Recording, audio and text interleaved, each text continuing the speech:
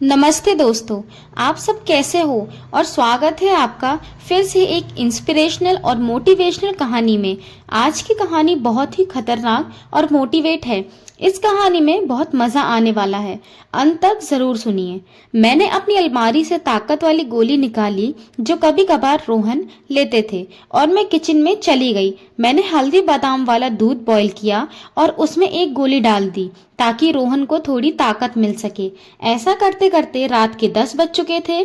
फिर मैंने जल्दी से दूध का गिलास लिया और रोहन के कमरे में चली गई। रोहन बड़े ध्यान से मेरा इंतजार कर रहे थे।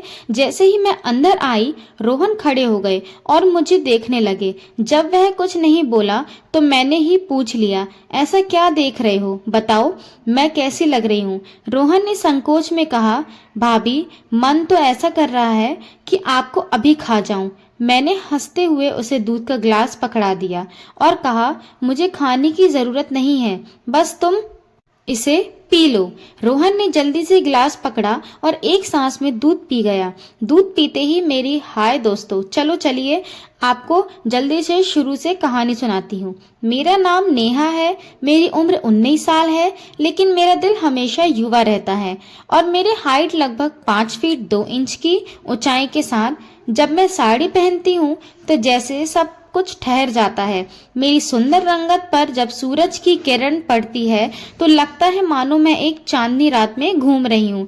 अब बात करते हैं मेरे 22 साल के देवर की, जो मेरा हो गया है।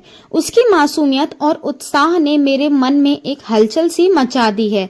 जब वह मेरी तरफ देखता है तो उसकी आंखों में वह खास चमक होती है, जैसे वह किसी खूबसूरत ख्वाब को देख रहा हो।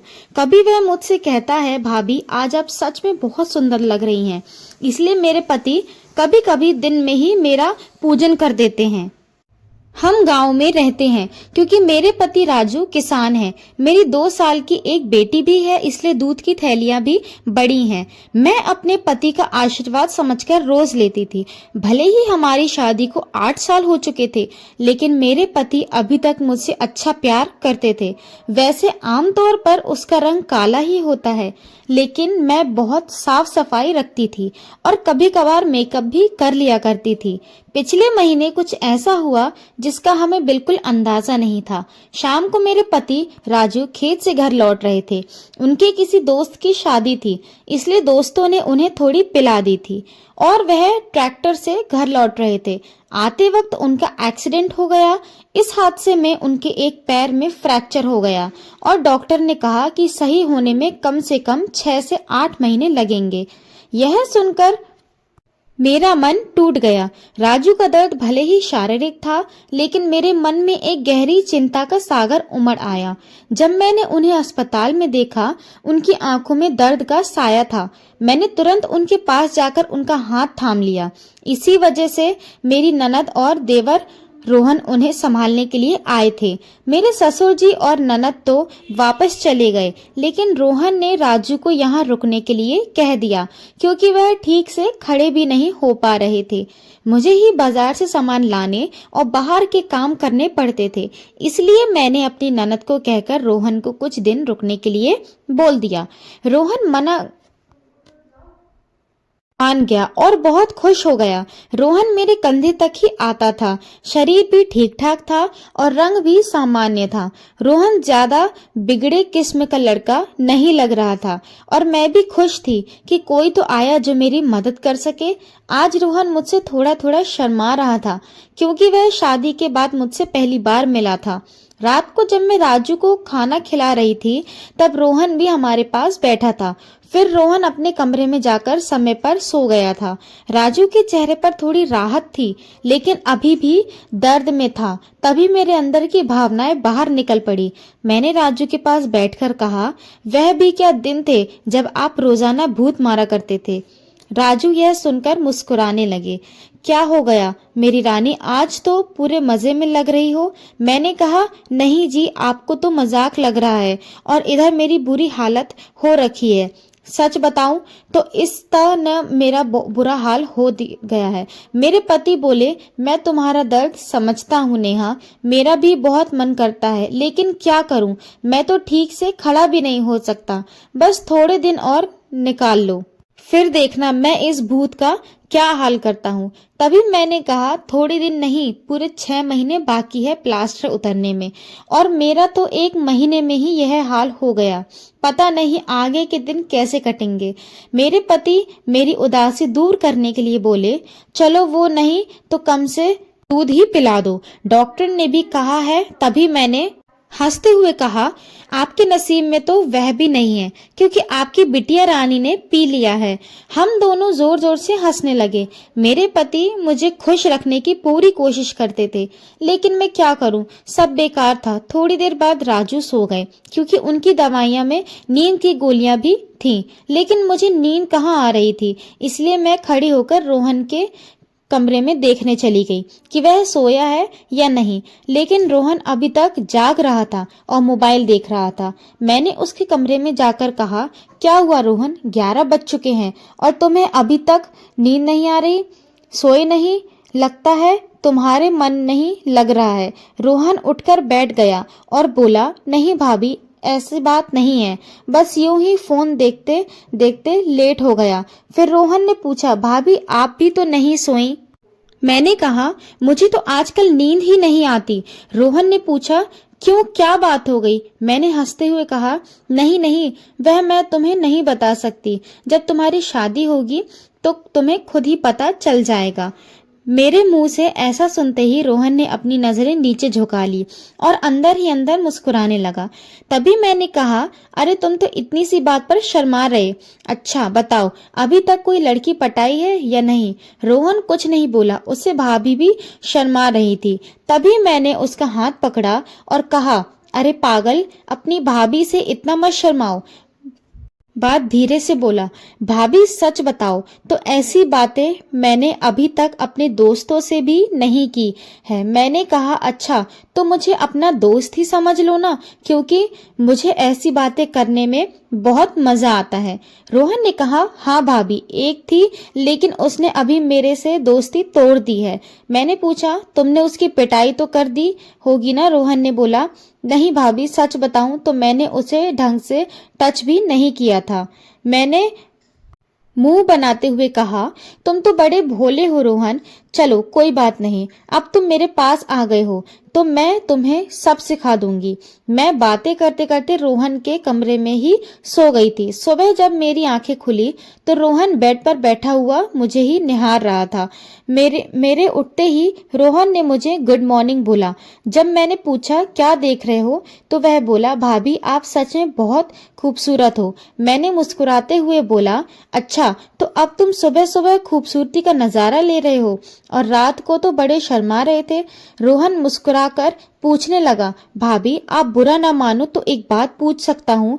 मैंने कहा, अरे पागल, मैं क्यों बुरा मानूंगी, पूछो क्या पूछना है। रोहन मुझसे कहने लगा, भाभी सच सच बताना, आप जो 2.5 किलो के वजन अपने पास लिए घूमती हो, आपको भारी नहीं लगता क्या? उसकी अब बात सुनकर मेरी हंसी छूट गई।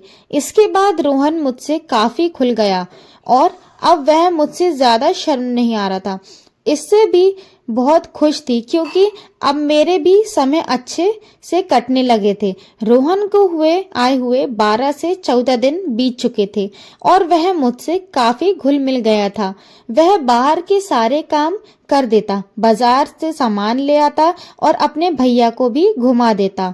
मेरी तो बहुत सेवा करने लगा था। शाम को मेरा सिर भी दबा देता और कभी कभी मेरे शरीर को भी आराम देता।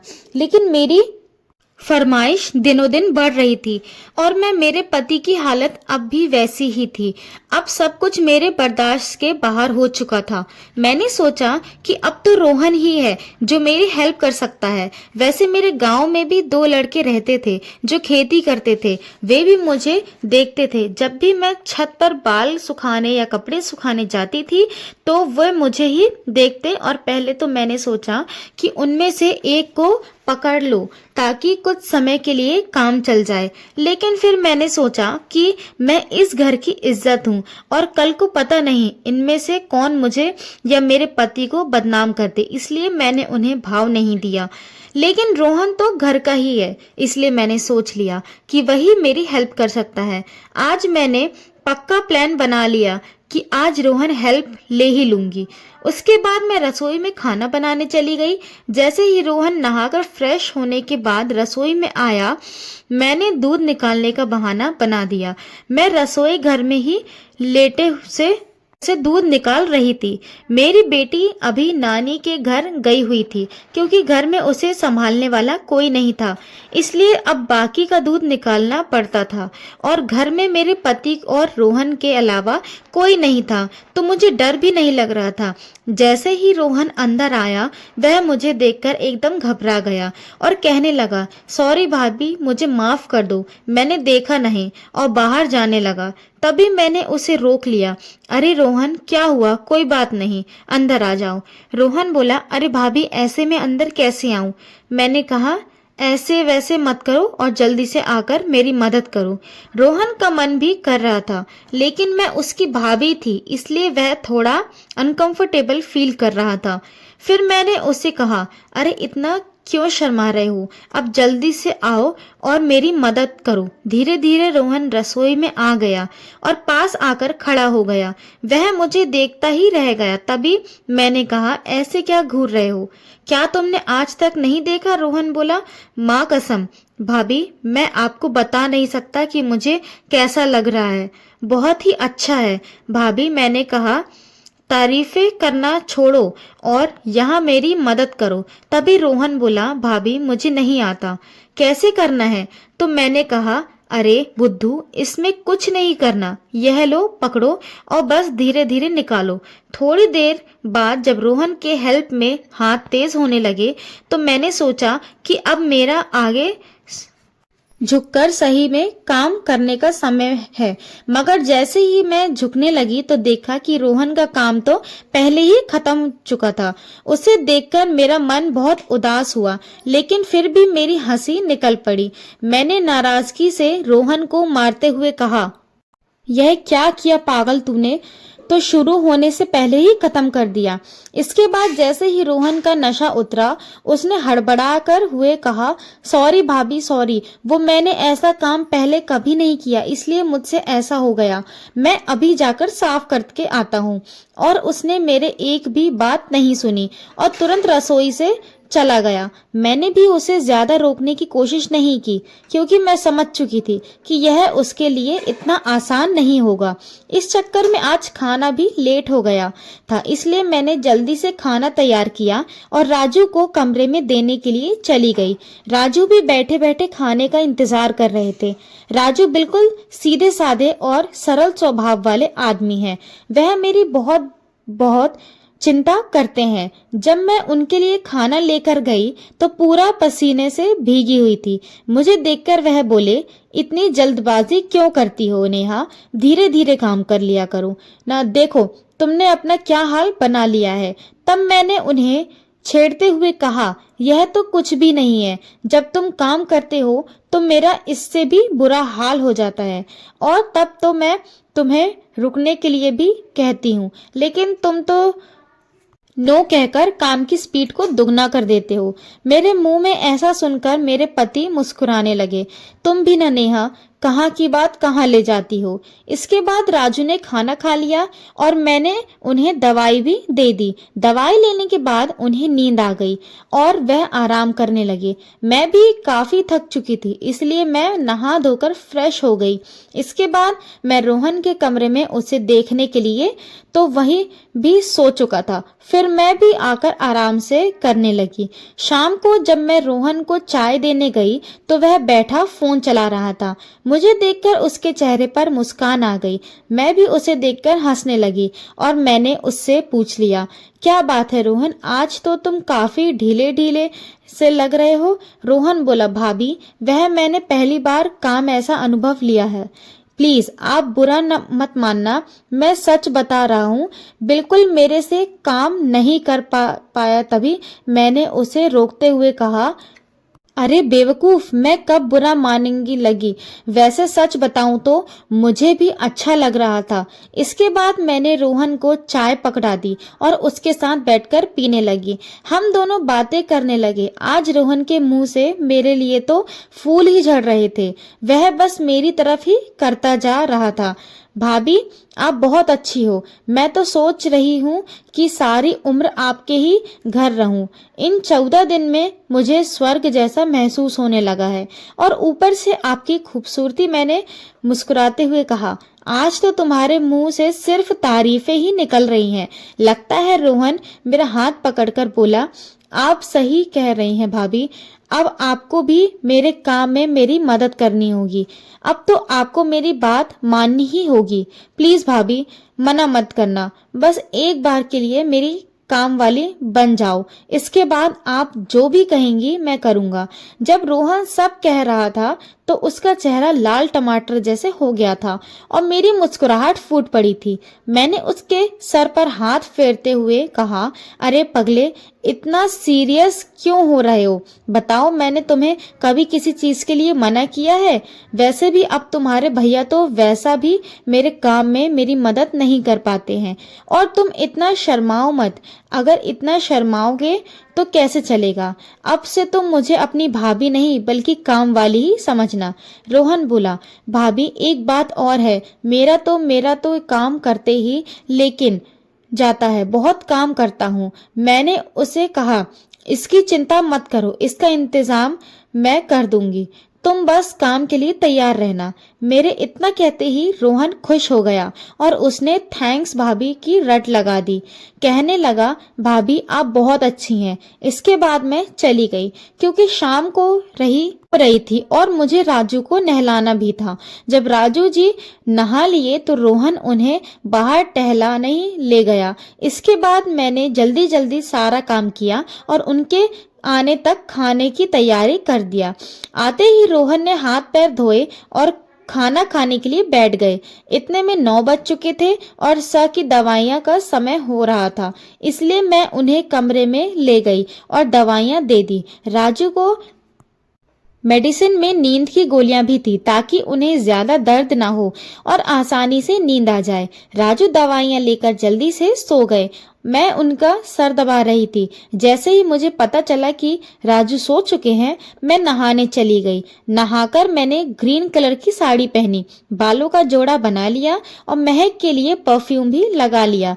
वैसे तो मैं मेकअप कभी कभार ही करती थी, लेकिन आज थोड़ा थोड़ा कर ही लिया ताकि चेहरा ब्लश करे। पूरी तरह से तैयार होने के बाद मैंने अपनी अलमारी से ताकत वाली गोलियां निकाली जो कभी कभार राजू लेते थे और रसोई में चली गई। मैंने हल्दी बादाम वाला दूध तैयार किया और उसमें एक गोली डाल दी ताकि रोहन को थोड़ी ताकत मिल सके। ऐसा करते करते रात के 11 बज चुके थे। फिर मैंने जल्दी से दूध का ग्लास लिया और रोहन के कमरे में चली गई। रोहन बड़े ध्यान से मेरा इंतजार कर रहा था। जैसे ही मैं अंदर आई वह खड़ा हो गया और मुझे देखने लगा। जब वह कुछ नहीं बोला तो मैंने ही पूछ लिया, ऐसा क्या देख रहे हो? बताओ मैं कैसी लग रही हूँ? रोहन ने संकोच में कहा, भाभी मन तो ऐसा कर रहा है कि आपको अभी खा जाऊं। मैंने हंसते हुए उसे दूध का ग्लास पकड़ा दिया और कहा, मुझे खाने की जरूरत नहीं है, बस तुम इसे पी लो। रोहन ने जल्दी से ग्लास पकड़ा और एक सांस में दूध पी गया। दूध पीते ही मैंने कहा, चलो अब जल्दी से पूजा शुरू करते हैं। रोहन ने जवाब दिया, भाभी पूजा तो शुरू कर दूंगा, लेकिन आप दिए में तेल डालोगी या फिर सीधे ही पूजा करवाओगी? मैंने मुस्कुराते हुए कहा, तुम मेरी चिंता मत करो, मैं पहले से ही तेल डालकर आई हूँ। इसके बाद जो हुआ वह बताते हुए मुझे भी शर्म आ रही है। मैं रोहन को अब तक बच्चा ही समझ रही थी, लेकिन उसने पूजा में मेरे पति को भी पीछे छोड़ दिया। रोहन ने सबसे पहले गुलाब जामुन का स्वाद खाया। मेरे पति ने आज तक गुलाब जामुन नहीं खाया, वह तो सीधे ही पूजा शुरू कर देते थे। जब मैंने रोहन से कहा, अब बस भी करो और कितना खाओगे, तो उसने जवाब दिया, नहीं भाभी, आपको नहीं पता यह कितना मीठा है, इसी के लिए हम पागल रहते हैं। यह रोहन की पहली पूजा थी, इसलिए वह आधे घंटे से ज्यादा नहीं कर पाया। तो मैं ज्यादा नहीं थकी, लेकिन रोहन पसीने पसीना हो चुका था। मुझे भी 2 महीने बाद पूजन का काम मिल रहा था, तो मैं भी बहुत खुश थी। इसके बाद रोहन थक चुका था और आराम करने लगा। मैं भी वहीं पर थी जब मैंने उससे पूछा कैसा लगा फर्स्ट टाइम पूजा करते? तो रोहन ने जवाब दिया, भाभी सच कहूँ तो ऐसा लगा जैसे जिंदगी के सारे सुख एक साथ मिल गए, या कहूँ तो दुनिया की सबसे अच्छी भाभी हो। फिर हम बातें करते करते सो गए। सुबह जब मैं उठी तो बिल्कुल फ्रेश महसूस कर रही थी। मैंने उठकर चाय नाश्ता बना लिया और राजू को दे आई। इसके बाद मैं रोहन को भी चाय देने के लिए उसके कमरे में गई। वह भी उठ चुका था। चाय लेकर उसने मुझसे पूछा, भाभी मुझे डर लग रहा है, कभी हमने कुछ गलत पूजा तो नहीं कर ली? मुझे लगा कि शायद रोहन को पछतावा हो रहा है। मैंने उसे समझाते हुए कहा, रोहन तुम ऐसा बिल्कुल मत सोचो। सच कहूँ तो यह मेरी मजबूरी थी, क्योंकि तुम्हारे भैया 7-8 महीने तक ठीक नहीं हो सकते और मुझसे इतना इंतजार शायद ही हो पाता।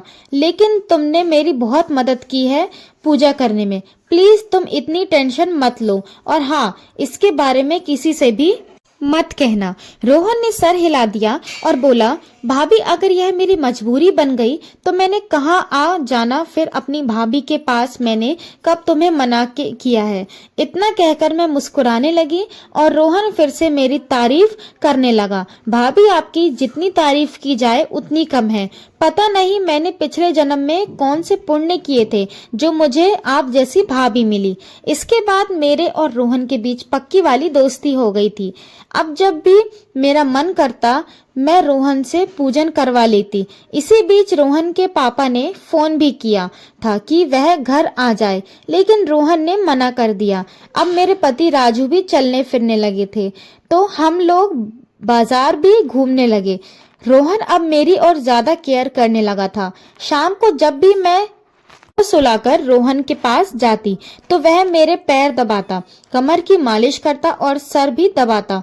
मैं रोहन से कहा भी करती थी कि मेरे लिए इतना काम करने की जरूरत नहीं है, लेकिन वह नहीं मानता और कहता, चुप रहो भाभी, आप सारा दिन काम करती रहती हो इसलिए थक जाती हो, तो इतना तो मुझे भी करने दो। दोस्तों, शायद आप लोगों को मैं बिल्कुल भी पसंद न आऊं क्योंकि मैंने इसके रिश्ते को खराब किया है, लेकिन सच कहूं तो मैं भी ऐसा करना नहीं चाहती थी, लेकिन भावनाओं में सब कुछ हो गया। इसलिए प्लीज आप लोग समझने की कोशिश करना और मेरी कहानी को सुनकर भावनाओं में मत बह जाना, क्योंकि सच में यह गलत बात होती है।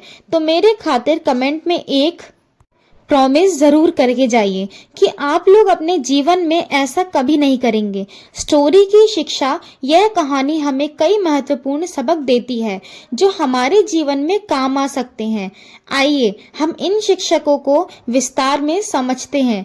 कहानी में नेहा अपने पति राजू की देखभाल करती है जब वह दुर्घटना में घायल होते हैं। यह दिखाता है कि जिम्मेदारी का मतलब केवल व्यक्तिगत लाभ के लिए जीना नहीं है, बल्कि अपने प्रियजनों की देखभाल करना भी शामिल है।